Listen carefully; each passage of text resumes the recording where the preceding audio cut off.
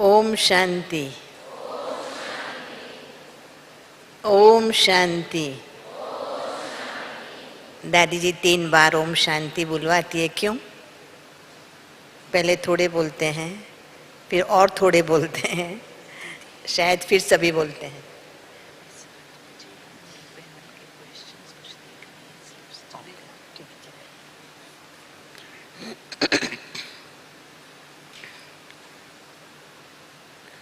तो आज का विषय है बहुत मन भावन विषय है। किसको योग का सब्जेक्ट बहुत अच्छा लगता है, हाथ ऊपर करें। ठीक है। सेवा का विषय जिसको बहुत अच्छा लगता है, हाथ ऊपर करें। अच्छा, तो हमारे इस विश्वविद्यालय के जो 4 विषय है, ज्ञान, योग, धारणा और सेवा, उसमें सबसे इम्पोर्टेंट सब्जेक्ट है वो कौन सा है? योग। क्यों? क्योंकि योग ऐसा विषय है जिसको हम लौकिक पढ़ाई में मैथमेटिक्स के साथ कंपेयर कर सकते हैं, है ना? ऐसा विषय है जिसमें अगर आपकी रुचि है, आपने पुरुषार्थ किया है, तो you can get 100 out of 100, पूरा मार्क्स ले सकते हैं। और नहीं तो सर दर्द। जिसको नहीं आता है, नहीं अच्छा लगता है, उसको क्या लगता है? सर दर्द लगता है। तो योग होलसेल पुरुषार्थ है। योग अच्छा लगना वो होलसेल पुरुषार्थ है। जिसका योग बहुत अच्छा लगता है, योग में बहुत रुचि है, क्या है? नहीं, बोलती हूँ, जिसकी योग में बहुत रुचि है, योग बहुत अच्छा लगता है, उसकी हर धारणा बहुत सहज हो सकती है। क्योंकि सारी प्राप्तियां जो है संगम युग की, उसका आधार क्या है? योग, ध्यान, मेडिटेशन, जो भी हम कहते हैं। और इसीलिए मैं ऐसा समझती हूँ कि वास्तव में संगम युग में पुरुषार्थ केवल एक ही है कि हम यथार्थ रूप से योग लगा करके उसका जो आनंद है, उसका जो अतीन्द्रिय सुख है, उसका अनुभव आत्माएं करे। कलयुग अंत तक आत्माएं थक गई, हार गई, परेशान हो गई। बाबा कहते हैं सुख का नाम निशान नहीं रहा। तभी बाबा ने आकर के हमें जगाया और जीवन को सुख का पर्याय बना दिया। अतीन्द्रिय सुख। आज सारी दुनिया इंद्रियों के सुख के पीछे भागती है ना? मन जो चंचलता का अनुभव करता है, मन के लिए कहा गया है कि बहुत चंचल है, पारे के माफिक है, ठहरता नहीं है। इन सब के पीछे कारण क्या है?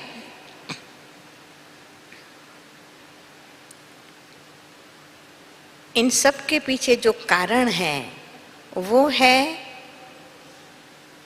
इंद्रियों के सुख के पीछे, भौतिक सुख के पीछे मन भागता है। बहुत करके लोगों के मन में ये बैठा हुआ है कि सुख की व्याख्या क्या है। लोग समझते हैं कि शायद बहुत धन होना सुख की निशानी है, अच्छा घर होना, अच्छे अच्छे कपड़े पहनना, अच्छी अच्छी गाड़ियों में घूमना फिरना, वो सुख की निशानी है। और इसलिए इसी सुख के पीछे अपने जीवन का समय और शक्ति दोनों का उपयोग करते हैं।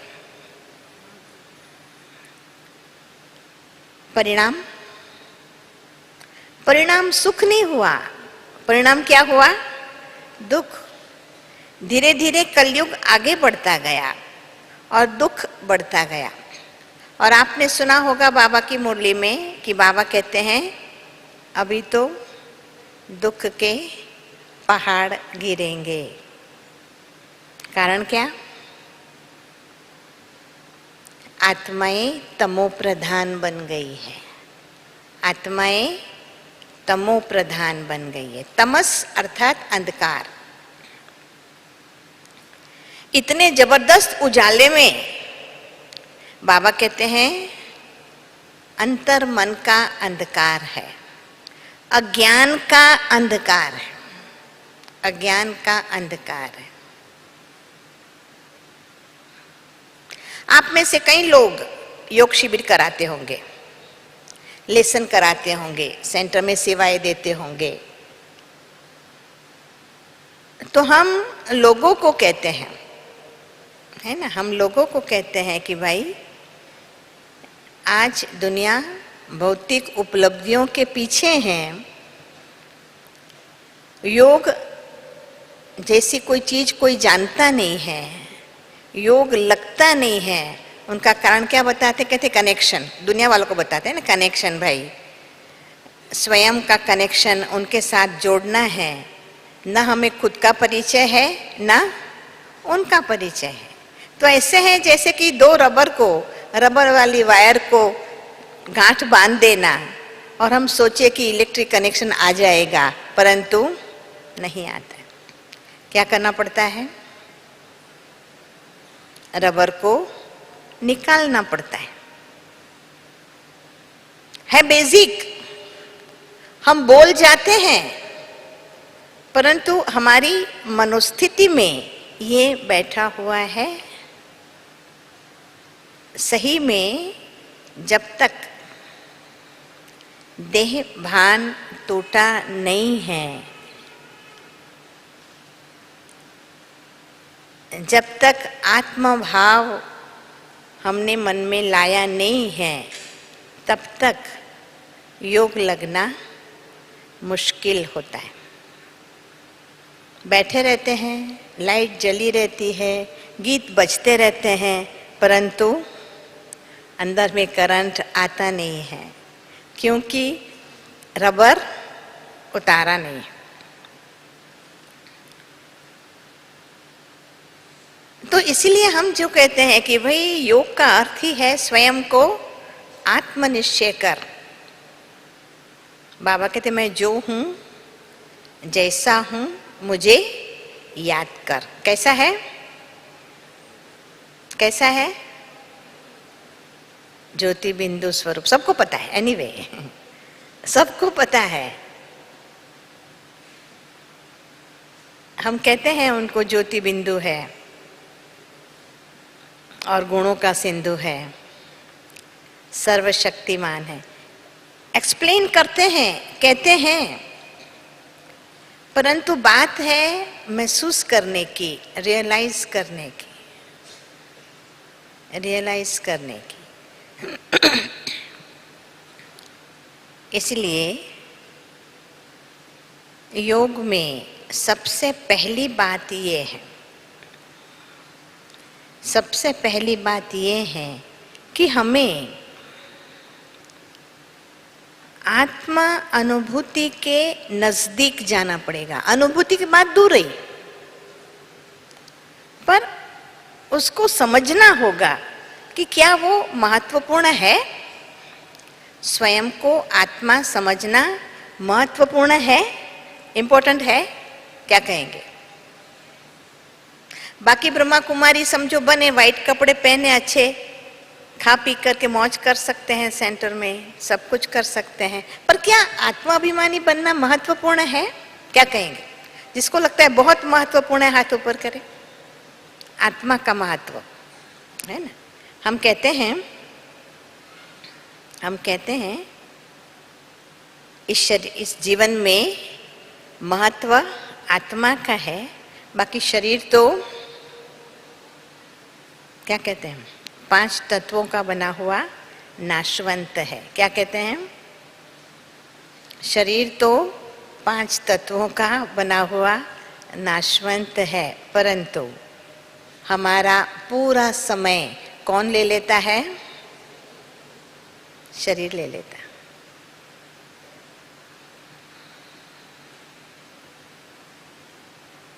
इसलिए अपने आप में सोचना है कि क्या मुझे ये समझ में आया है कि महत्व आत्मा का ज़्यादा है, शरीर का सेकेंडरी है। शरीर का महत्व तो है, बाबा कहते हैं संगम युग के अंदर शरीर का भी बहुत महत्व है, पर सेकेंडरी। प्राइमरी क्या है? पहले मूल क्या है? महत्व आत्मा का है। आत्मा का क्या महत्व है? आत्मा का क्या महत्व है कि अभी हमें काम करना है आत्मा के ऊपर। अभी शरीर के ऊपर काम करने की जरूरत नहीं है। हमें खाना आता है, पीना आता है, चलना आता है, बैठना उठना आता है ना, तो उसके पीछे मेहनत करने की जरूरत नहीं। अभी जरूरत किस पर है? आत्मा के पर मेहनत करने की जरूरत है। क्या हमें सही बोलना आता है? हमारी दृष्टि सही है, हमारी वृत्ति सही है, हमारा व्यवहार सही है, हमारा कर्म सही है। क्या हम श्रीमत को सही रूप से पालन कर सकते हैं? क्या बाबा की ज्ञान की बातों को हम समझ सकते हैं? है ना? तो अभी इसके पर काम करना है। आत्मा तमो प्रधान बनी है। शरीर तो वही है, 2 हाथ 2 पांव। जैसे किसी को समझाते हैं कि देवी देवताएं भी वही है और हम भी वही है, परंतु आत्मा कलयुग अंत में तमो प्रधान बन गई है। हमारा स्वभाव बदल गया है। हमें देना अच्छा नहीं लगता है, हमेशा लेना अच्छा लगता है। चाहे स्थूल वस्तु है, चाहे खुशी है, चाहे प्रेम है, चाहे मान शान है, कुछ भी है, हमें क्या अच्छा लगता है? लेना अच्छा लगता है, देना अच्छा नहीं लगता है। ये स्वभाव बन गया है। छोटी छोटी बातों में हमें गुस्सा आता है, छोटी छोटी बातों में मन खराब हो जाता है, मूड ऑफ हो जाता है, कहीं ना कहीं अटैचमेंट हो जाता है। ये वस्तु के बिगर मुझे नहीं चलेगा, ये व्यक्ति के बिगर मुझे नहीं चलेगा। आत्मा तमो प्रधान बन गई है। डिपेंडेंसी तमो प्रधानता की निशानी है। डिपेंडेंसी कमजोरी की निशानी है ना। जब बूढ़े हो जाते हैं, बहुत कमजोर हो जाते हैं, तो क्या होता है? लकड़ी का आधार लेना पड़ता है। तो देह भान की हर वस्तु आत्मा के लिए अभी जैसे आधारित पना है, क्योंकि तमो प्रधान बन चुके हैं। इसलिए हमें अभी जो काम करना है, पुरुषार्थ करना है, मेहनत करना है, वो कौन सा है? तमो प्रधान से सतो प्रधान बनना है, सात्विक बनना है। स्वाभाविक रूप से हमारा स्वभाव ऐसा बन जाए, शांति प्रिय, पवित्र, सात्विक, हेल्पिंग, जो भी कहो, है ना। जिसको बाबा ने हमें एम दे दिया है बोर्ड पर, कहाँ पहुंचना है, मंजिल क्या कहा है? सर्वगुण संपन्न और 16 कला संपूर्ण, संपूर्ण निर्विकारी, मर्यादा पुरुषोत्तम और अहिंसा परमो धर्म। एक एक बात के ऊपर आप चिंतन करके एक एक बात को धारण करने के लिए चिंतन कर सकते हैं। इसलिए योग का फर्स्ट स्टेप है चिंतन, जिसको बाबा कहते हैं विचार सागर मंथन। मंथन कहाँ है ना? मथना। क्या मथना? दही नहीं, विचार। बाबा कहते विचार सागर मंथन। विचार सागर मंथन ज्ञान को महीन बनाता है, महीन बनाता है। जैसे खाने में हम कच्चे गेहूं नहीं खा सकते, क्या करते हैं? पीसते हैं, है ना।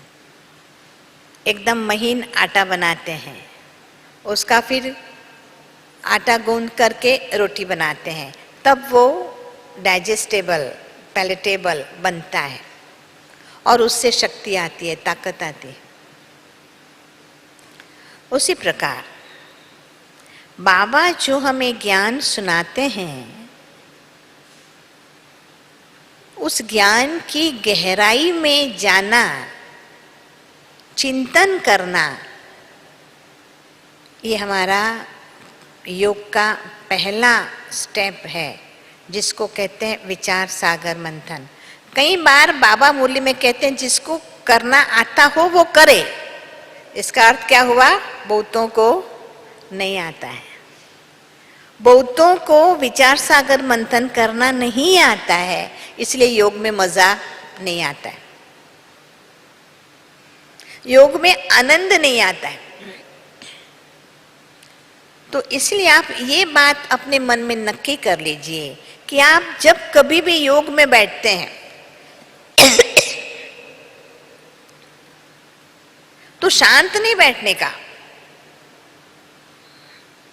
कईयों को लगता है कि हम जब योग में बैठे तो एकदम शांत बैठ जाए, शांत तो होते नहीं हैं।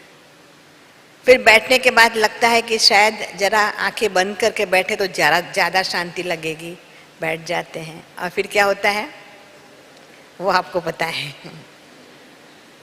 वो आपको पता है, थक जाते हैं, तो मज़ा नहीं आता है, आनंद नहीं आता है।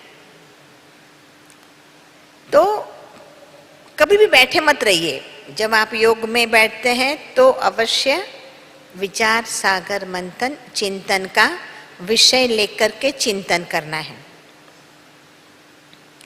सबसे पहला विषय जो बाबा ने हमें दिया है आत्मा के ऊपर, कि मैं आत्मा हूँ। सबसे पहला फर्स्ट लेसन क्या है? मैं आत्मा हूँ।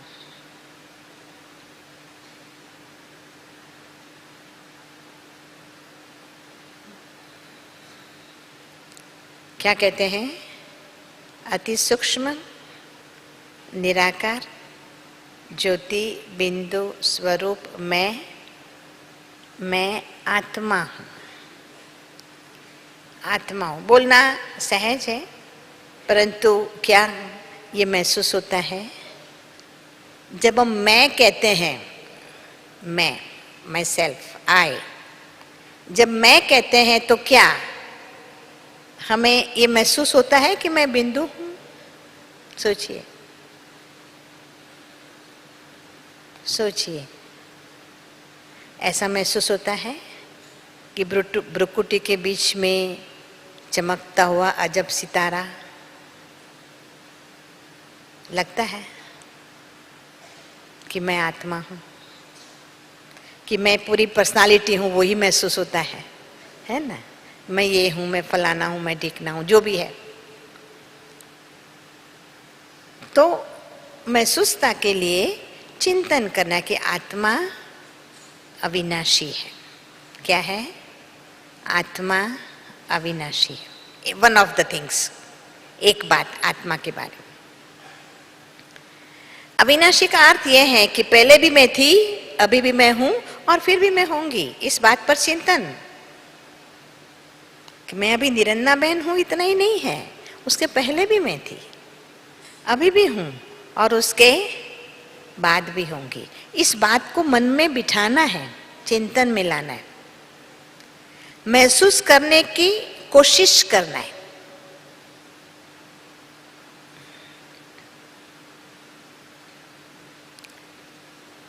इस बात का शास्त्रों में भी वर्णन किया गया है कि आत्मा कभी भी मरती नहीं है। आत्मा को तलवार काट नहीं सकती। आप समझाते होंगे लोगों को, है ना? पानी डुबो नहीं सकती, गीला नहीं कर सकती, पवन सुखा नहीं सकता, आग उसको खत्म नहीं कर सकती। महसूस करो, महसूस करो। क्या? कैसे महसूस करो? चिंतन, एज इफ कि समझो पानी में हम डूब जाते हैं, पानी में डूब गई, क्या होगा? प्रोसेस शरीर डूब जाएगा और आत्मा, क्या होगा आत्मा का? आत्मा डूब जाएगी, क्या होगा? चली जाएगी आत्मा। कोई आग में अपने आप को जला देता है, क्या प्रोसेस होता है? शरीर जल के खत्म हो जाता है और आत्मा उड़ जाती है, निकल जाती है, कुछ भी नहीं होता।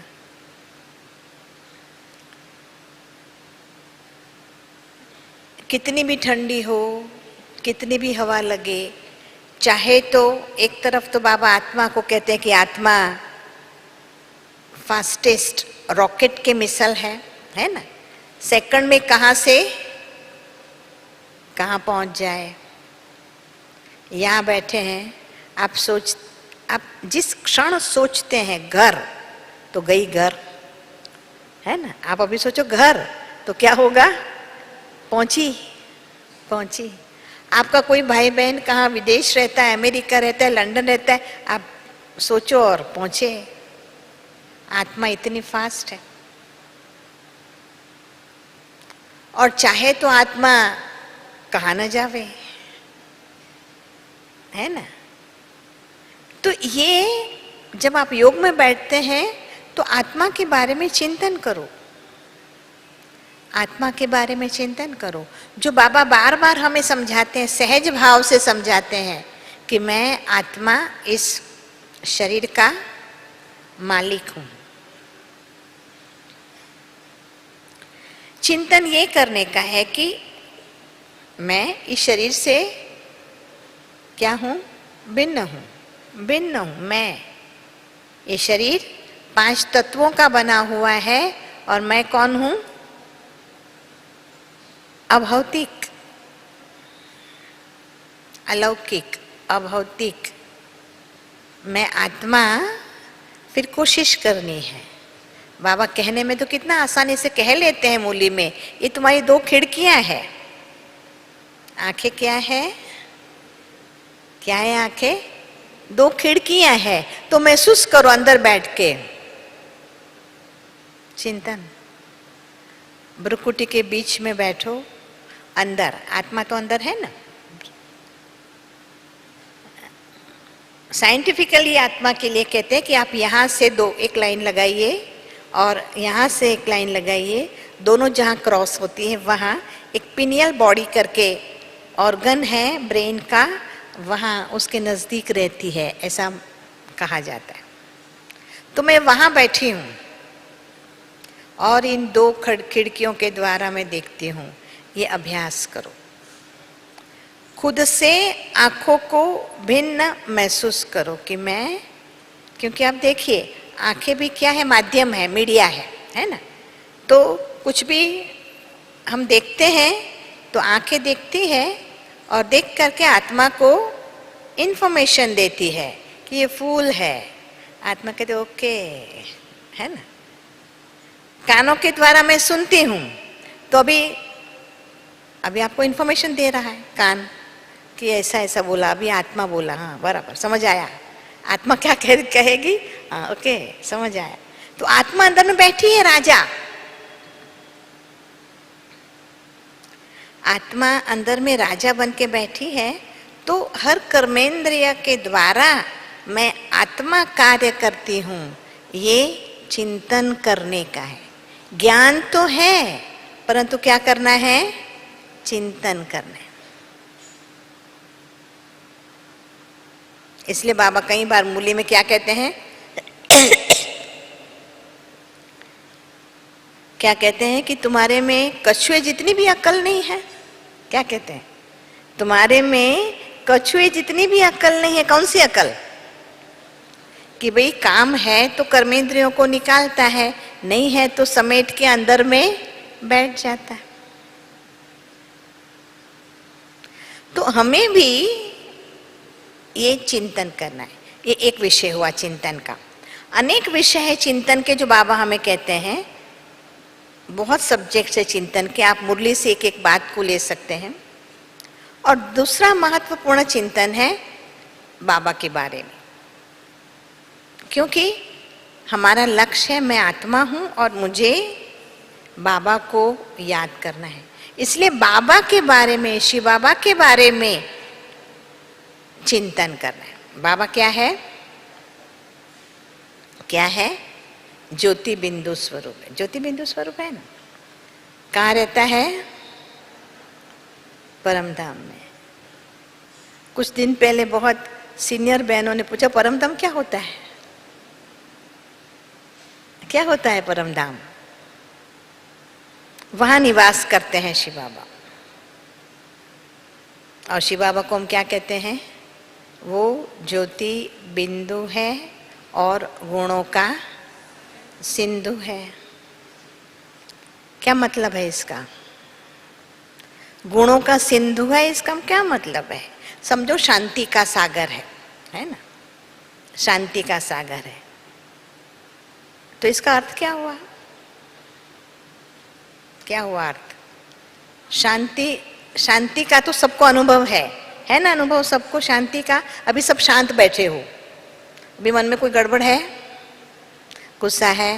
नहीं, कुछ नहीं, शांत शांत बैठे। बाहर अभी निकलेंगे, धक्का लगा किसी का, क्या होगा? क्या होगा? हाँ, शांति गई तो कितनी शांति हुई? एक पानी के खाबोची जितनी भी नहीं हुई, है ना, हल्का सा भी नहीं, जरा सा हुआ, गई। कोई ने और शांति का अनुभव ज्यादा किया होगा, कोई ने धक्का दिया तो भी ओम शांति, ओके कोई बात नहीं, कुछ नहीं होगा। चप्पल कोई ले गया क्या होगा? अरे परेशान परेशान, है ना। मोबाइल खो गया, क्या होगा? हमारा मन शांत रह सकता है? ये तो छोटी छोटी बातें हैं। कोई हमारे साथ झगड़ा करता है, मन शांत रहेगा? एक बार झगड़ा किया, सहन कर लिया, शांत रहे, क्योंकि अभ्यासी है, योगी है भाई, ठीक है। 2 बार किया, 3 बार किया, 4 बार किया, कोई रोज करता है, क्या कहेंगे हम? कब तक? कब तक सहन करेंगे? कब तक शांत रहेंगे, है ना। तो हम शांति के थोड़े थोड़े अभ्यासी बनते जाते हैं, जबकि शिव बाबा क्या है? शांति का सागर है, अनलिमिटेड पीसफुल माइंड।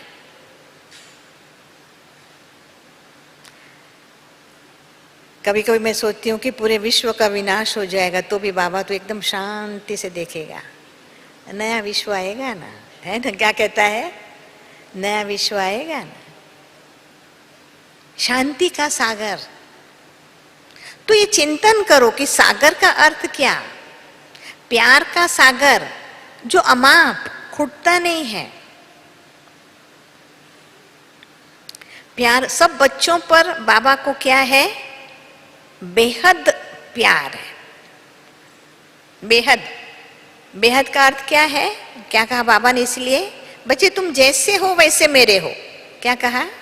तुम जैसे हो वैसे मेरे हो। मुझे याद है कि एक बार हम लोग शुरू शुरू में ज्ञान में आए हुए थे, और तब तो बाबा को बहुत नज़दीक से यहाँ मिलते थे, है ना। तो हम बैठे हुए थे, कुछ बात ऐसी हो गई किसी की, तो दादी जी, बड़े दादी प्रकाशमणि दादी जी बाबा से कुछ कह रहे थे कि बाबा ऐसा ऐसा हुआ है, ऐसा है। तो हम एकदम इंटरेस्ट से सुन रहे थे कि बाबा क्या जवाब देता है, कुछ ना कुछ तो पनिशमेंट देगा, कुछ तो करेगा। तो बाबा कहते, बच्ची गिरे हुए को गले लगाओ। आप देखो, सहज भाव से, इसको कहते प्यार का सागर। प्यार का सागर, उसको कुछ नहीं बीच में आता है, उनको पता है। जैसे मुरली में कई बार बाबा कहते कि मुझे पता है आत्मा थकी हुई है, परेशान है, थकी हुई है, अब उसको ही मुझे परिवर्तन करना है।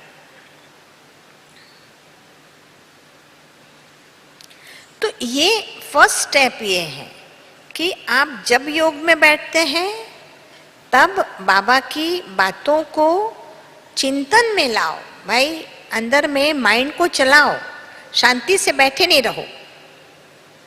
समझा?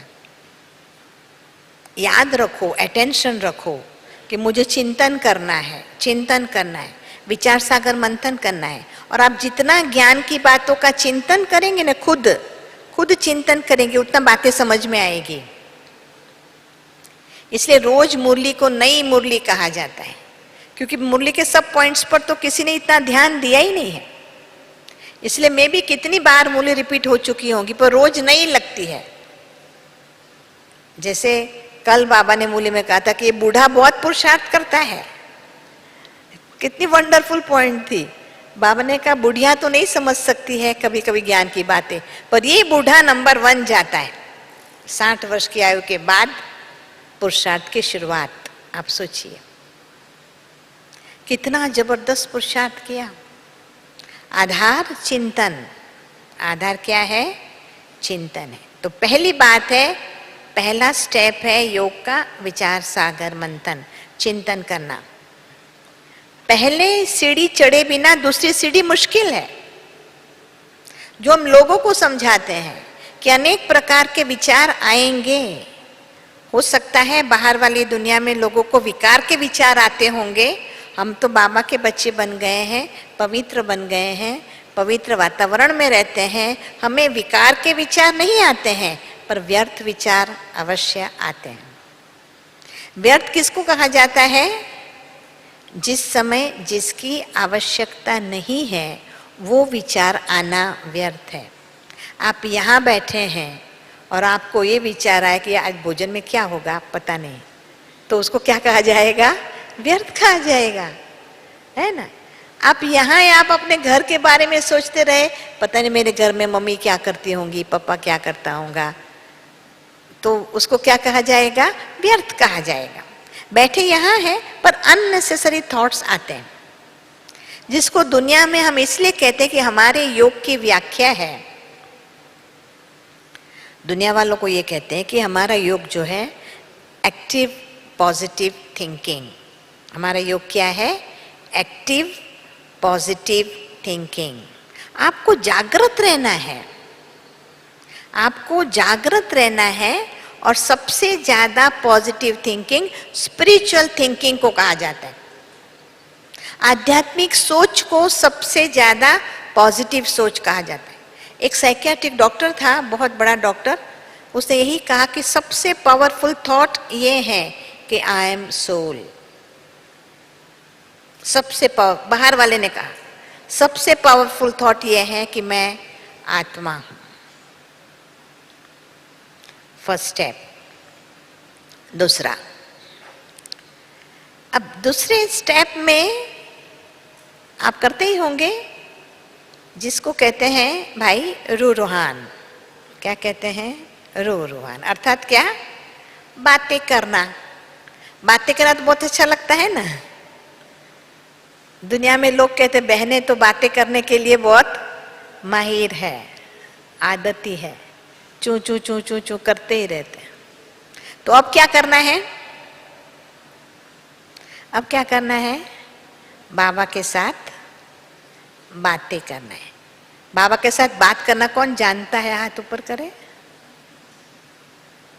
सभी जानते हैं। बहुत अच्छी बात है, बहुत अच्छी बात है। क्या बात करने का? हाँ, सब बातें करने का, अच्छी बुरी सब। जो अच्छा लगा वो भी, और जो अच्छा नहीं लगा वो भी। आप जितनी आदत डालो, कईयों के परिवार में आदत होती है, हमारे परिवार में भी था कि हम कहाँ भी जाएंगे तो कह के जाएंगे, फिर आएंगे तो सारी बात बता देंगे मदर को कि आज ऐसा हुआ, ऐसा हुआ, ऐसा हुआ, ऐसा हुआ। शायद आज किसी को, किसी मदर्स को ऐसा टाइम हो ना हो, पर बाबा को हमारे लिए फुल टाइम है। तो आदत डालो कि हमें सब बातें बाबा से करनी है।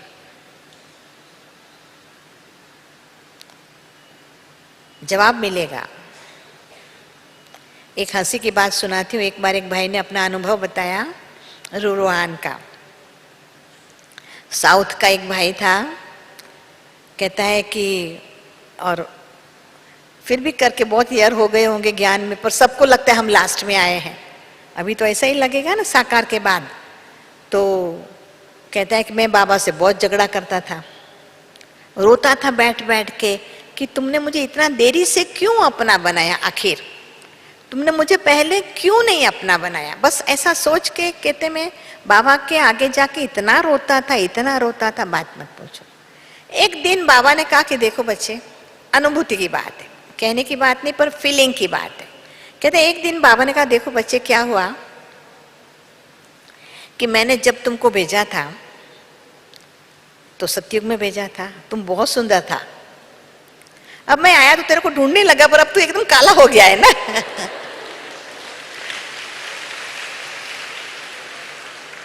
तो कहता है मैं तेरे को ढूंढ नहीं पाया।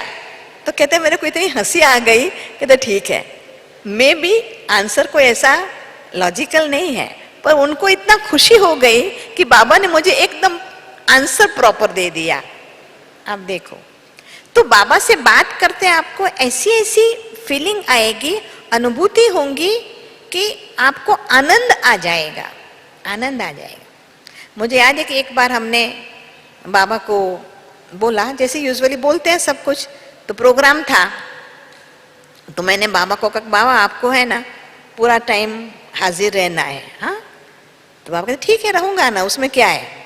फिर क्या कहता है, तुम जब जब मेरे सामने देखेगी तब तब मैं वहां हाजिर होगा। आप देखो इसका मतलब क्या हुआ, जब अगर हमारा ध्यान नहीं है तो वो नहीं है, हमारा ध्यान है तो वो हमेशा हाजिर है। तो बाबा से अगर आप बात करेंगे तो बाबा इन एडवांस बहुत बातें आपको बता सकता है, बहुत बातें सकता है, और हमारे निश्चय में बढ़ावा होता है। जैसे हम कहते ये वही जिसका शास्त्रों में गायन है, जिनके लिए तपस्वियों ने बहुत तपस्या की है, वही परमात्मा शिव बाबा आया हुआ है, वही आया हुआ है। एक और अनुभव सुनाती हूँ अपना कि पहले शुरू में जब हम ज्ञान में आई, 68 की बात है, जब मैं आई तो मुझे लगा कि मैं ही सबसे लास्ट हूँ, ज्ञान में आने वाली मैं सबसे लास्ट, क्योंकि बाबा ने फिर उस समय ही ये पॉइंट कहा था लास्ट तो फास्ट और फास्ट तो फर्स्ट। तो मैंने समझा शायद मेरे लिए ही बाबा ने ये कहा है, क्योंकि मैं ही सबसे लास्ट आई हूँ। तो जब शुरू में हम योग लगाते थे, घर में बैठे योग लगाते थे, तो मैं बाबा के पास जाती थी और बाबा को कहती थी कि बाबा आपके पास तो मैं रोज आती हूँ, तो आप तो मुझे अच्छी तरह पहचानते हैं, क्योंकि मैं रोज आती हूँ, रोज बात करती हूँ, आप तो मुझे पहचानते हैं, पर यहाँ मधुबन में मुझे कौन पहचानेगा, हम तो नए नए थे, छोटे थे, एकदम नए नए थे, यहाँ तो मुझे कोई दादियाँ पहचानती नहीं है, कोई नहीं पहचानेगा ना। तो बाबा फिर हम जाएं तो आप हमारा इंट्रोडक्शन देना भाई, क्योंकि मेरे को वो लोग तो पहचानते नहीं हैं। ऐसा अंदर अंदर योग में बाबा से बातें करती रहती थी। फिर हम जब यहाँ एक बार आए तो शुरू में बाबा जो आते थे वो ऊपर पांडव भवन में हिस्ट्री हॉल में आते थे, और बाबा को भोग लगाने के समय सब क्लास वालों को बाहर भेज देते थे, खाली दादियाँ ही बाबा को भोग ऑफर करती थी। अभी के जैसा नहीं था कि इन जनरल भोग ऑफर करते थे, नहीं, पर्सनल दादियाँ करती थी। हम तो बहुत छोटे थे, 18-20 साल के, 18 साल के थे, तो मन एकदम जबरदस्त बाबा से लगा हुआ, एकदम अंदर में कंप्लेन, और जाते नहीं थे। तो वो डोर होते हैं ना, दरवाजे सब कुछ बंद कर देते थे, दरवाजे और खिड़कियां सब बंद, पैक बंद, उसके बाद अंदर में बाबा को भोग स्वीकार कराए। तो हम वो दरवाजे की तिराड़ से देखते रहते थे, क्या करता है। तो फिर एकदम गुस्सा आया मन में बाबा के ऊपर गुस्सा आया। मैंने कहा ऐसा कैसा भगवान है तू, ये कोई भगवान होता है क्या जो अकेला बैठ के खाता है, और तुम्हारे बच्चे बाहर तुमको तुम्हारी राह देख रहे हैं और तुम बैठे बैठे खाया जा रहा है, ऐसा कैसा भगवान। ऐसा ऐसा अंदर में सोच रही थी। बाहर हम खड़े थे, इतने में एक दादी को बाबा ने भेजा, दरवाजा खोला, आपको बाबा अंदर बुला रहा है। हम तो एकदम शौक से खुशी से गए कि कैसा बाबा बुला रहा है, बहुत बड़ी बात है। तो गए, बाबा ने नज़दीक बुलाया। बाबा दादी को कहता है कि दादी, ये मेरी बहुत अच्छी योगीन बच्ची है, रोज मुझे मिलने आती है। अब सोचिए, तो मेरे को तो इतना आश्चर्य लगा कि ये कैसी बात है, ये कैसी बात है, कितनी निश्चय की बात है कि वही जिनके साथ मैं योग लगाती हूँ वही साक्षात मेरे सामने आया हुआ है। दादी ने भी बहुत प्यार किया कि ये तो पहली बार हुआ। हम तो यूजुअली बाबा को सबका इंट्रोडक्शन देते हैं कि बाबा ये यहाँ से आई है, आज बाबा ने तेरा इंट्रोडक्शन दे दिया। वही बात जो मैंने कहा था बाबा को। तो ये है रूह रूहान। आप सोचिए, ये है क्या? रूह रूहान। जितना आप बाबा से बातें करते जाएंगे उतना ज्ञान आपको समझ में आता जाएगा। जितना ज्ञान समझ में आता जाएगा उतना आपका जीवन सरल होता जाएगा। सरल बातें समझ में आएगी। पहले कोई ऊपर नीचे बोलता है तो मन खराब हो जाता था। अब बाबा को कहे, बाबा नहीं, अब मन खराब नहीं होता, चलता है, सहन हो जाता है, मन खराब नहीं होता है। अब किसी की ईर्ष्या नहीं आती है, पता चल गया हर एक का अपना अपना पार्ट है, समझ आ गया। जितना जितना बाबा से रूह रूहान करते हैं, जो चिंतन की बात कही वो करते हैं, उतना क्या होता है, धीरे धीरे बातें समझ में आती है। बात कुछ नहीं मिला कोई बात नहीं, कुछ मिला अहंकार नहीं, समझ आ गया बस। अब किसके लिए मन खराब करने का, अब किसके लिए मन खराब करना, समझ आ गया। फिर हम बाबा के पास जाएंगे रूह रूहान करने, तो ही बाबा के बच्चे ठीक है, ठीक है बाबा, कोई कंप्लेन तो नहीं? बाबा कोई कंप्लेन नहीं। ड्रामा समझ आ गया है ना, ड्रामा एक्यूरेट है, ड्रामा कल्याणकारी है। और जब बाप मिले हैं, आप मिले हैं, तो मुझे किस बात की चिंता, किस बात की सोच? तो धीरे धीरे धीरे धीरे रूह रूहान की स्थिति के बाद कुछ बात करने को नहीं बचता है, कुछ कंप्लेन करने को नहीं बचता है, कुछ मांगने को नहीं बचता है। चुपचाप बाबा के सानिध्य का अनुभव करते हैं। बाबा के पास जाते हैं, बहुत अच्छा लगता है। बाबा हमारे सामने देखते रहते हैं, हम बाबा के सामने देखते रहते हैं। कुछ बोलने को दिल नहीं करता, उसको कहते हैं अव्यक्त स्थिति। कुछ बोलने को दिल नहीं करता, मन अनुभूति में डूबा हुआ रहते हैं। बाबा कहते हैं ना कई बार कि तुम क्या करते हो, सागर में डूबे हुए हो या खाली ऊपर ऊपर तैरते हो, क्या करते हो? तो आपको ऐसा गहन शांति का, प्यार का, आनंद का अनुभव होगा, जिसको कहते हैं अव्यक्त स्थिति। योग में अगर इस स्थिति का अनुभव हुआ तो जीवन में भी सारी कंप्लेन खत्म हो जाएगी। जीवन की सारी कंप्लेन, मुझे ये नहीं मिला, मुझे वो नहीं मिला। कईयों को लगता है कि हम इतना करते हैं पर हमें इतनी प्राप्ति नहीं है, और कईयों को लगता है हम कुछ नहीं करते तो इतनी प्राप्ति क्यों है ना। जिसको कहते हैं ना कि हमने जितना चाहा था उससे हमें बहुत ज्यादा मिल रहा है। हमने तो ना वो तपस्या की, जंगल में जाके एक पांव पर खड़े रहे, ना उपवास किए। उपवास किए, जो बहुत भक्ति की है वो हाथ ऊपर करे, अच्छी बात है। बाकी तो सब क्या है, भक्ति भक्ति कोई की नहीं है ना।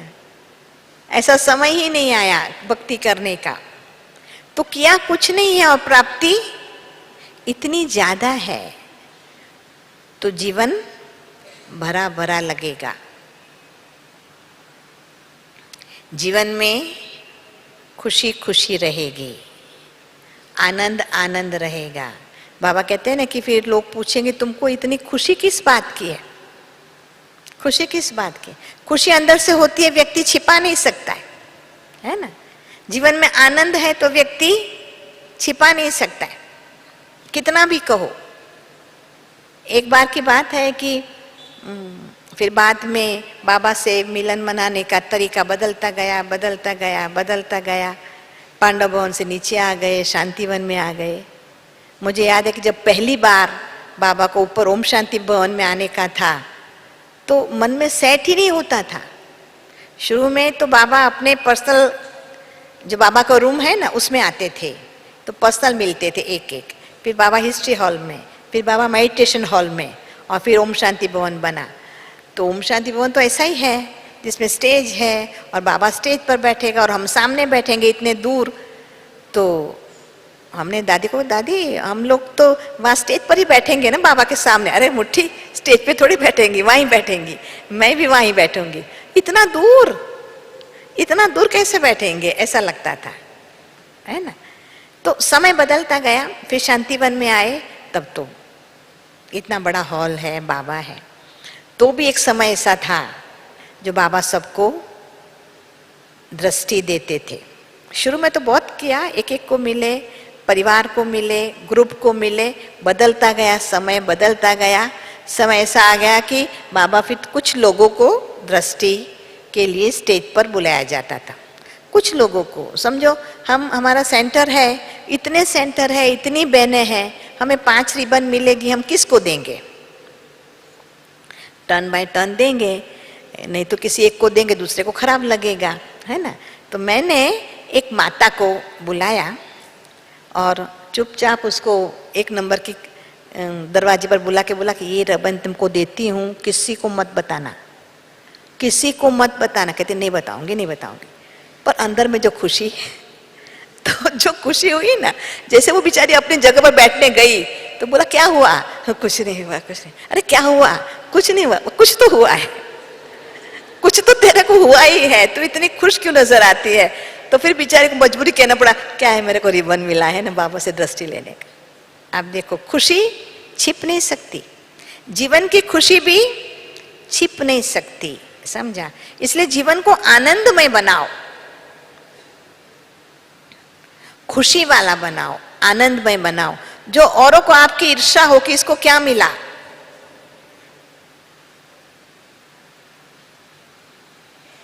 ऐसी स्थिति को कहते हैं अव्यक्त स्थिति।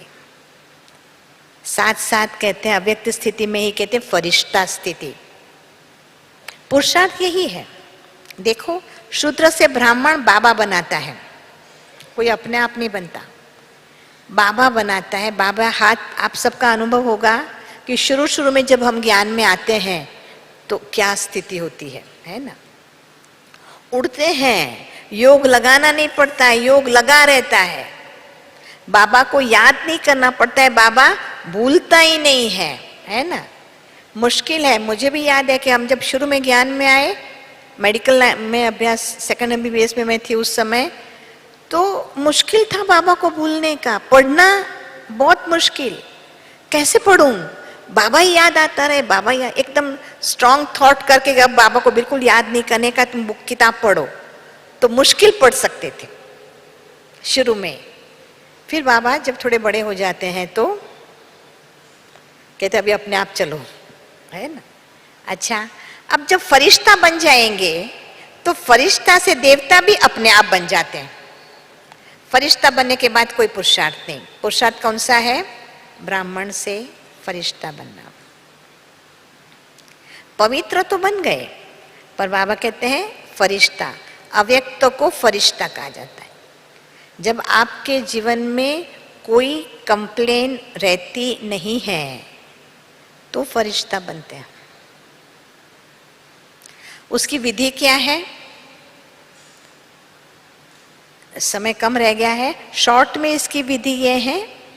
फरिश्ता अर्थात उड़ने वाला, कहने में एक्चुअल नहीं होता है, उड़ने का नहीं, पर मन उड़ने की बात है। तो ये ऐसे ही है जैसे एरोप्लेन है। आप सबने एरोप्लेन देखा होगा। क्या करना पड़ता है एरोप्लेन को? पहले चलना पड़ता है, फिर फास्ट चलता है, उसकी गति एकदम फास्ट हो जाती है, बाद में उड़ता है। तो उसी प्रकार ब्राह्मण जीवन में अगर आप चलते रहेंगे, तो जब हम चलते हैं तो आजू बाजू की अनेक चीजें हमें दिखती है। कभी कभी कोई ऐसी इंटरेस्टिंग बात आ गई तो आप खड़े भी रह जाएंगे, है ना। तो चलने की गति नहीं चाहिए अभी, उससे फास्ट। जब आप जल्दी चलते हैं तो क्या होता है, कुछ नजर ज्यादा आता नहीं है। कोई कुछ बुलाएगा भी तो भी आप मेरे को जल्दी है जरा प्लीज, अब रुकेंगे नहीं, मेरे को जल्दी है, ट्रेन का टाइम हो गया, फास्ट जा रहे हैं, अभी टाइम नहीं है, अभी हम जाएंगे। तो क्या है कि हम आजू बाजू का सीनरी देखते नहीं हैं, अवॉइड करते हैं, अवॉइड करते हैं। जब एकदम फास्ट गति हो जाती है तो कुछ दिखता ही नहीं है। आप फास्ट ट्रेन में बैठे होंगे, प्लेन भी बहुत फास्ट हो जाता है तो कुछ दिखता नहीं है। तो फिर क्या है, हम इस दुनिया में हैं, कामकाज करते हैं, आते जाते हैं, सब कुछ करते हैं, परंतु कोई क्या करता है, कोई नहीं क्या नहीं करता है, अच्छा है नहीं अच्छा है, हमें कुछ भी दिखता नहीं है। मुझे याद है कि हम जब हमारा सेंटर था बड़ौदा में, 4th फ्लोर पर था, 4th मंजिल पर था, बहुत ज्यादा सीढ़ियां थी, है ना, तो लोग तो थक जाते थे। मुझे याद है ऊपर 5वीं मंजिल भी थी, मुझे याद है कि हम उस समय जॉब भी करते थे, जॉब से आते थे, पर ऐसी अपनी मस्ती में और बाबा की याद में तो 4 तो क्या 5वीं मंजिल चढ़ जाती थी। फिर देखिए अरे ये तो बिल्कुल ऊपर आ गए, अभी और नीचे जाना पड़ेगा, समझा। थकावट का तो नाम निशान नहीं, कि कभी कोई थकावट भी होती है क्या। तो नशा, ये क्या होता है, नशा होता है। तो चलते चलते सब कुछ होता है लाइफ में, आपके आजू बाजू भी बनता है, आपके परिवार में भी बनता है, आपके सेंटर में भी बनता है, सब कुछ बनता है। पर बाबा ने क्या कहा है, टू गो बियॉन्ड, अर्थात अपने आप को ज्ञान से ऐसा परिपक्व बनाना है कि आप उससे उपराम जा सको। कोई बात नहीं, ओके। कुछ साल पहले बाबा ने ये बहुत अच्छा सेंटेंस सबको दिया था, ओके। हर बात में क्या करो, ओके। ये हो गया, ओके। कि कोई हमारे साथ बोला, ओके, नहीं बोला, ओके, है ना।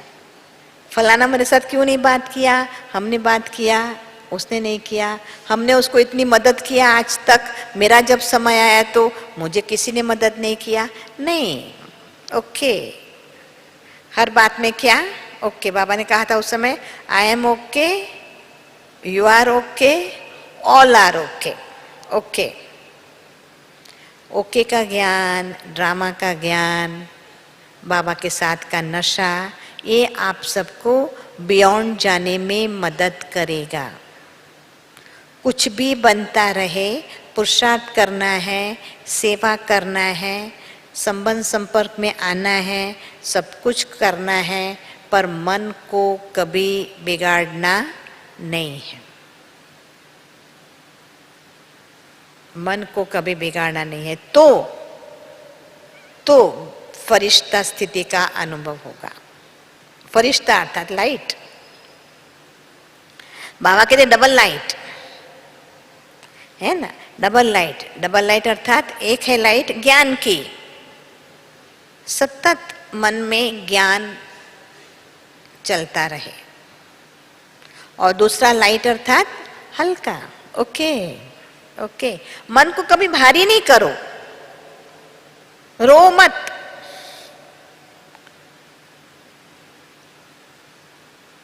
कौन नहीं रोता है, हाथ ऊपर कर। कोई कोई है, अच्छी बात है। अब किसके पर रोना, अब किसके पर रोने जैसा कुछ रहा ही नहीं है। बाबा मिला क्या, सब कुछ मिला, बाबा मिला, सब कुछ मिला। इसलिए रोते वही है जो किसी भी परिस्थिति के वश हो जाते हैं। हमें उसके बियॉन्ड जाना है, उपराम जाना है, तो कभी भी मन नाराज नहीं होगा। तो ऐसी स्थिति का अनुभव करना है और हमारा जो लक्ष्य है उसको हाईएस्ट स्थिति कहते हैं और उसको कहते हैं बिंदु स्वरूप स्थिति। आत्म स्थिति का, आत्म भाव का अनुभव करना, जिसको कभी कभी बाबा कहते हैं, रोज की बात है, देही अभिमानी भव अथवा आत्म अभिमानी भव। बाबा कहते हैं शरीर को भूलो, ये शरीर को भूलो, शरीर को भूलो, बार बार कहते हैं। परंतु जैसे कहा ना, फरिश्ता स्थिति से बिंदु रूप स्थिति आ सकती है, ऐसे ही बैठे बैठे नहीं आ सकती। अभ्यास, बाबा का, साकार बाबा का अभ्यास आपको पता है। बाबा के सारा दिन रात मैं ये सोचता रहता था, लिखता रहता था, मैं आत्मा हूँ, यशोदा आत्मा है, ये आत्मा है, ये आत्मा है, सभी आत्माएं हैं। सभी आत्माएं हैं कि नहीं है?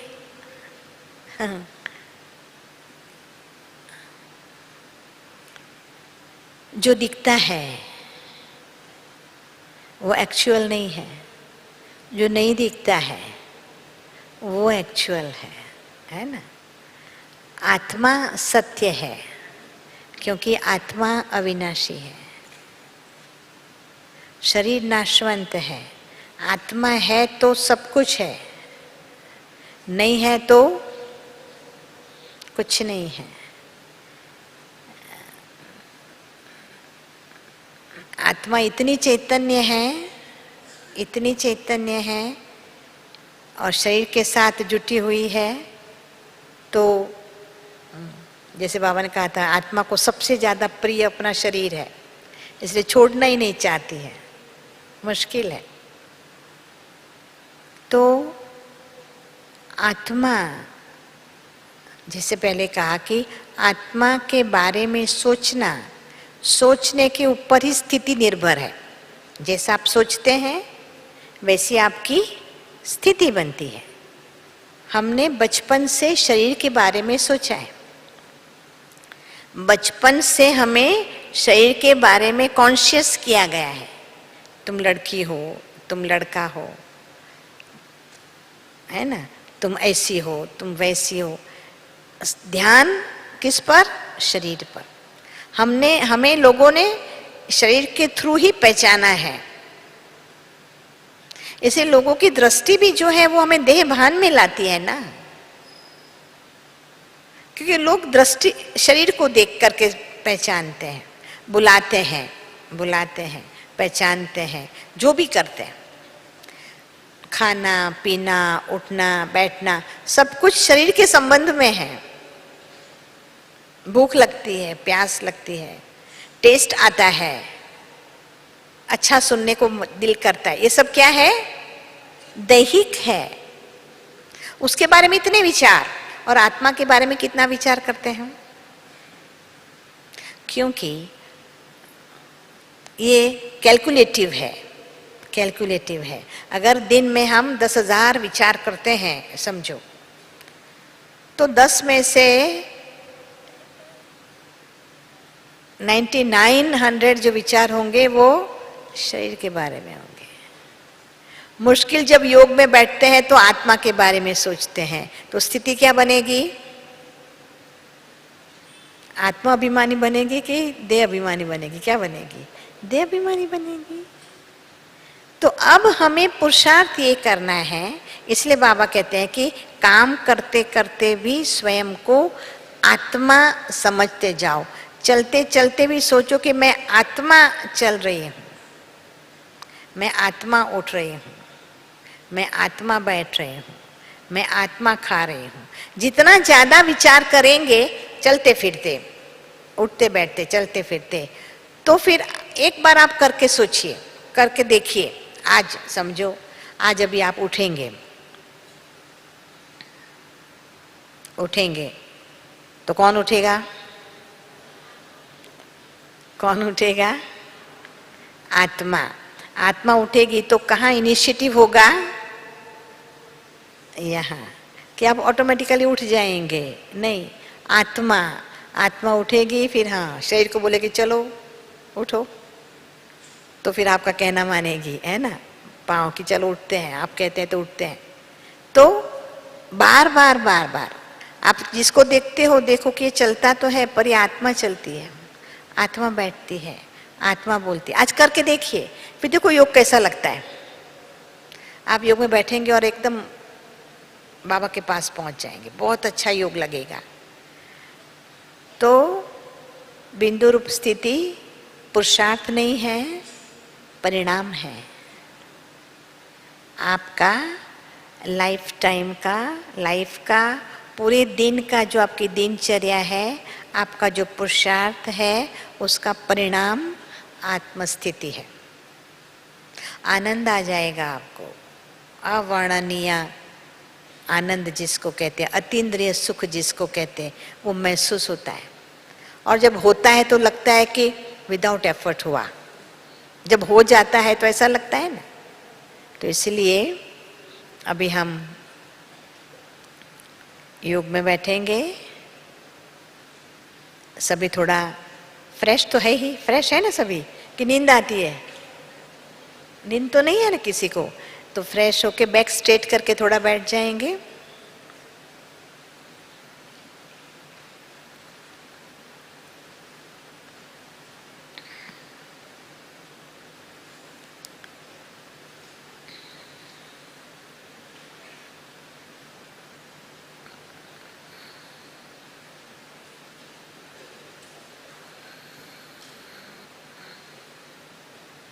उठने को तो नहीं कहा था मैंने,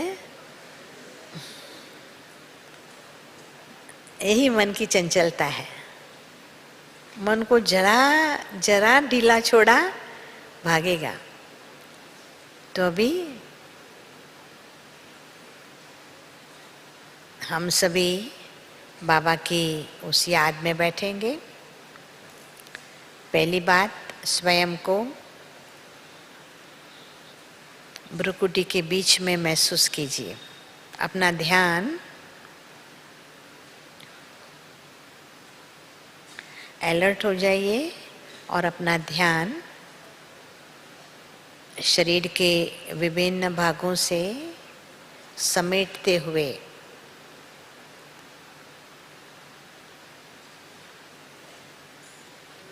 भ्रुकुटी के मध्य में केंद्रित कीजिए।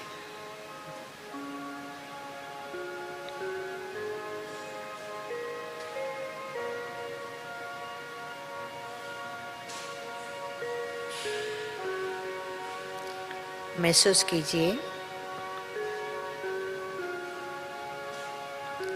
मैं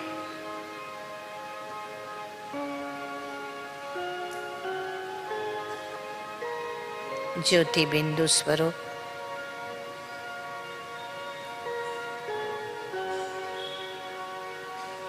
चैतन्य सितारा हूँ।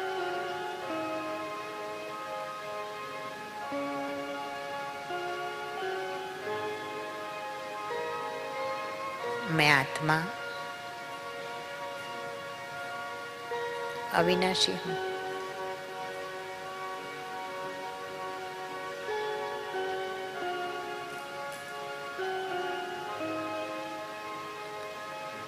पांच तत्वों के बने हुए ये शरीर की मैं मालिक हूँ।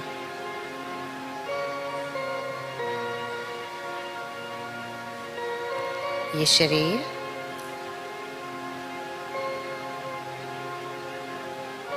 माध्यम है।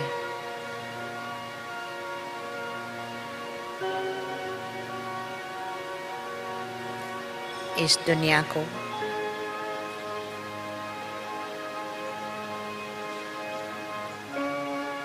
अनुभव करने के लिए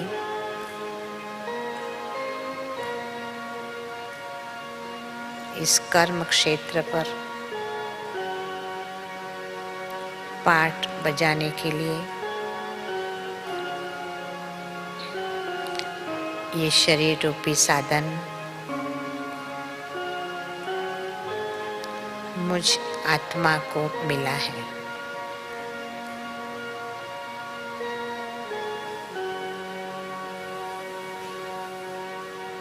मैं इस शरीर से भिन्न हूँ।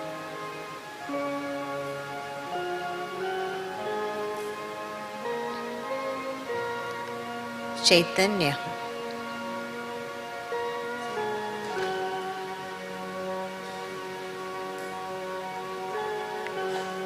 आँखों के द्वारा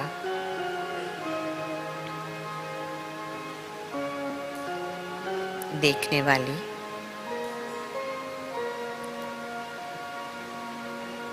मैं चैतन्य शक्ति आत्मा हूँ।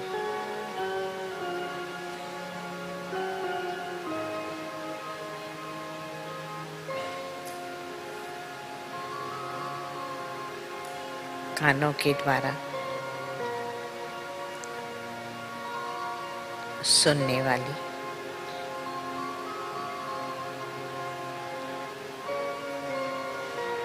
मैं आत्मा हूँ।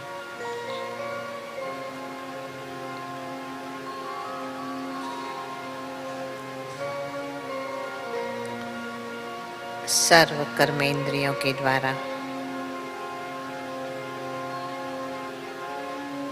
कर्म करने वाली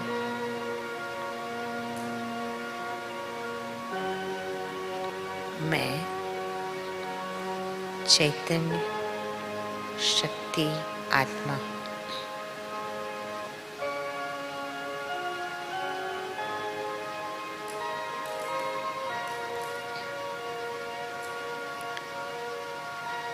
मैं बहुत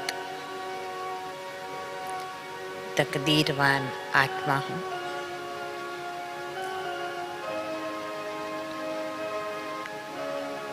इस जन्म में मुझे स्वयं भगवान मिले हैं।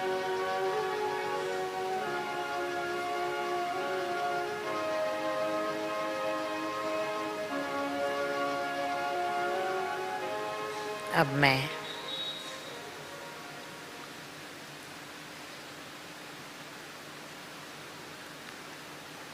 मन और बुद्धि के साथ इस शरीर से उपराम होकर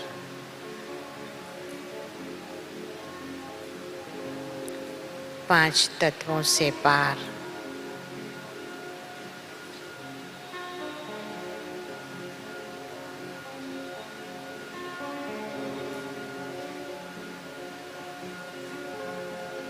अपने बिंदु स्वरूप में मैं चैतन्य बिंदु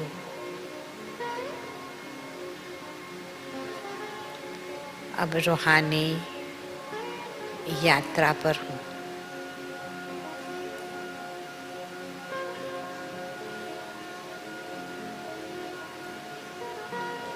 बादलों को पार करते हुए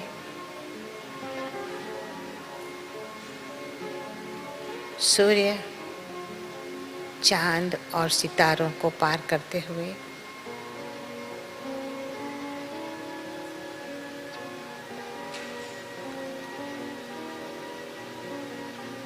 मैं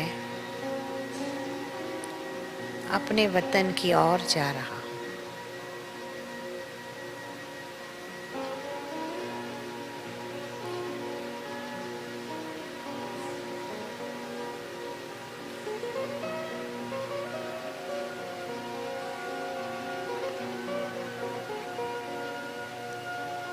और ये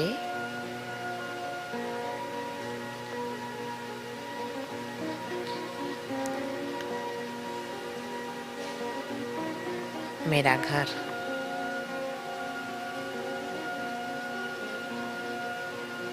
मूल वतन,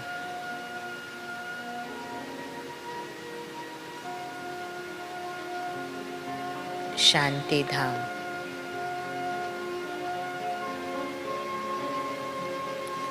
परम धाम,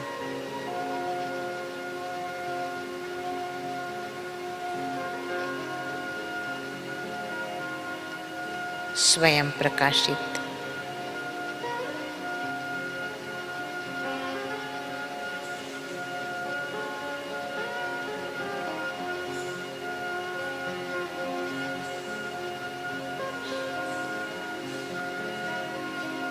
और इस परम धाम में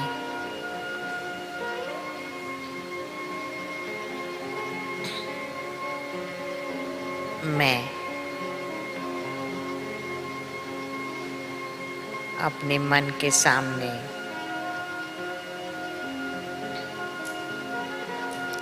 अद्भुत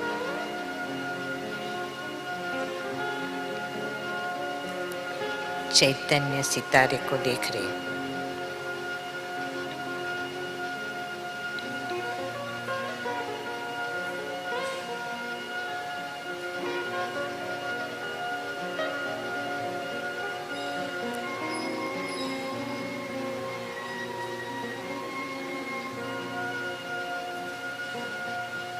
शिव बाबा,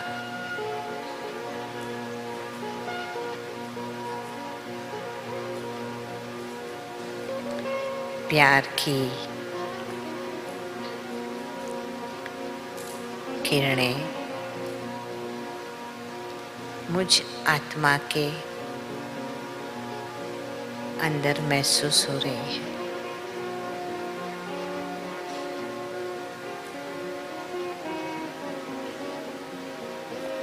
अद्भुत,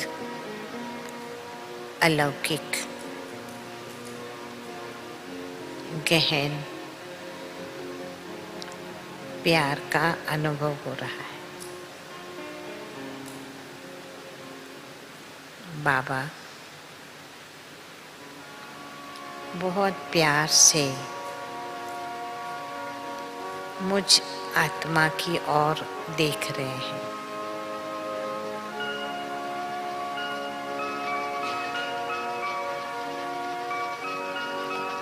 मैं अपने आप को धन्य महसूस कर रही हूँ।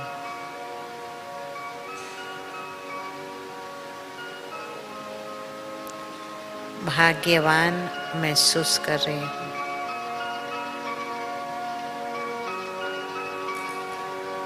कैसा अद्भुत समय है।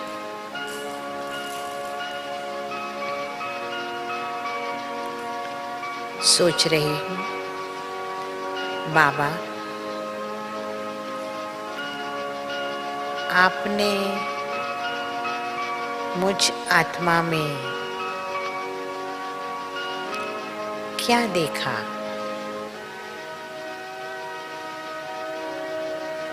बाबा आपने मुझ आत्मा में क्या देखा जो मुझे अपना बना लिया?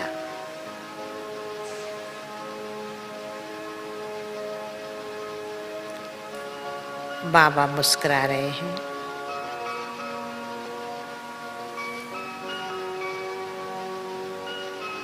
कह रहे हैं,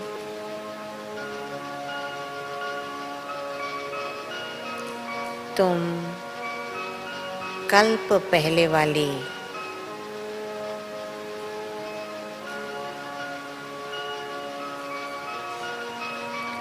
मेरी गोपी हो।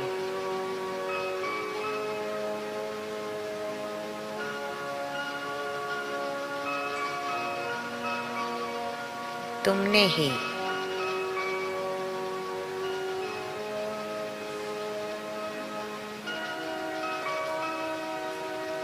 मेरे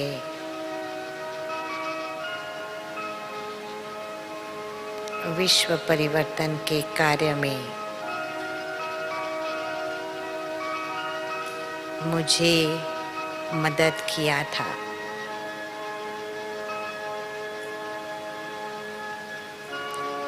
तुम वही हो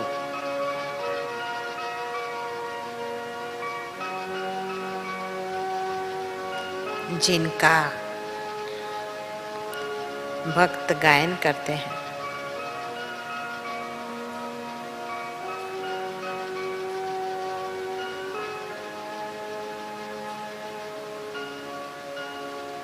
मुझे महसूस हो रहा है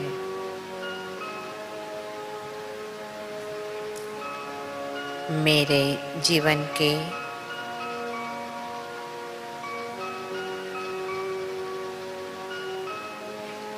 हर श्रेष्ठ कर्म का फल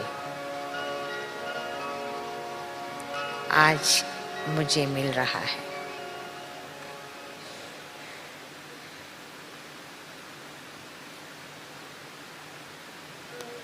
विश्व नियंता, सर्वशक्तिमान,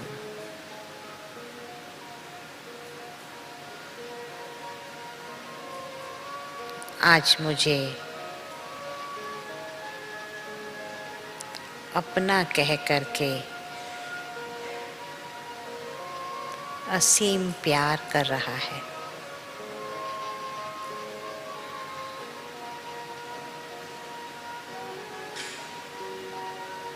मेरे दिल से यही निकल रहा है,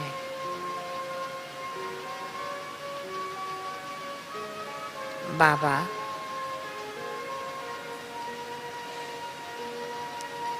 आपका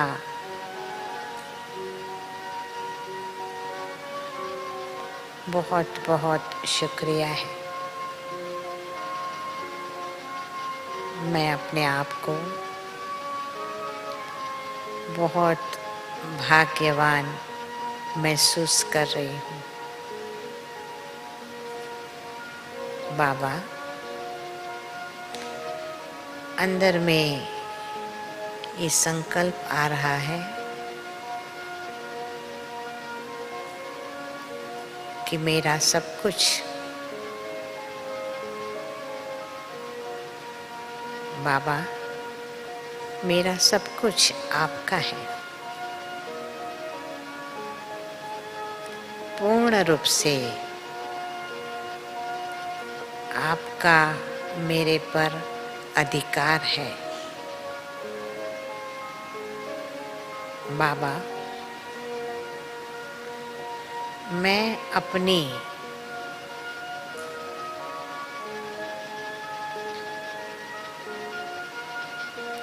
जो भी विशेषता है, जो भी कार्य क्षमता है, आपको अर्पण करती हूँ।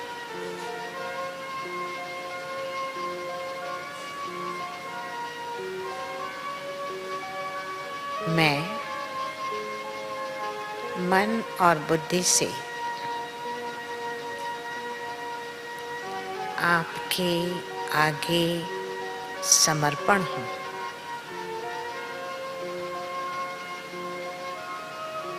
बाबा, आप जो कहेंगे, जो कराएंगे, मैं आत्मा अवश्य करूँगी। बाबा, आपने मुझे अपना बनाया है। अब मेरे जीवन में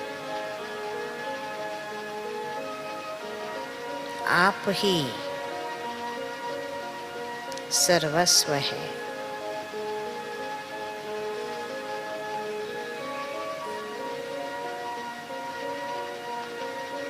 महसूस हो रहा है बाबा, आप ही मेरे सर्व संबंधी हो।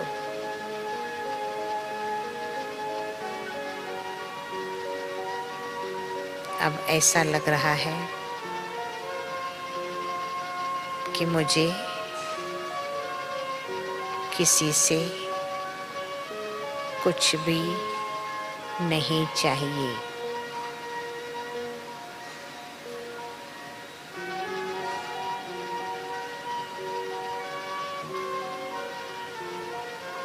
मैं अपने जीवन से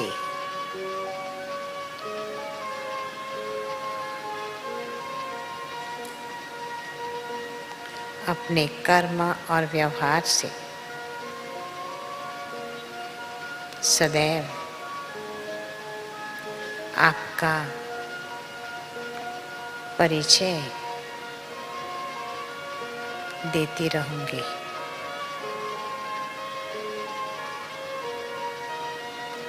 अब मुझ आत्मा को ये महसूस हो रहा है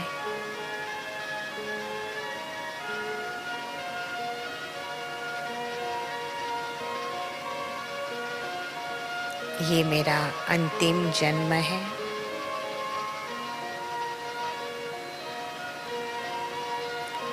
नाटक पूरा हो रहा है।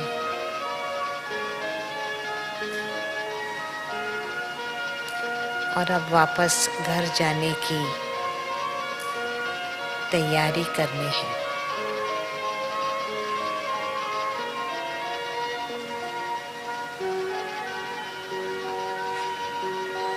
इस संकल्प को लिए हुए बाबा के प्यार को, अपनेपन की महसूसता को साथ में लिए हुए भरपूर होकर के मैं आत्मा फिर से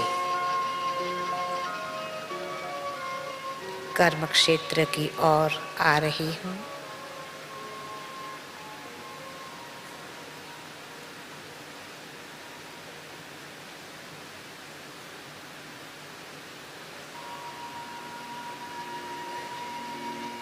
फिर से अपने निजी स्थान भ्रुकुटी के बीच में अपने आप को महसूस करती हूँ।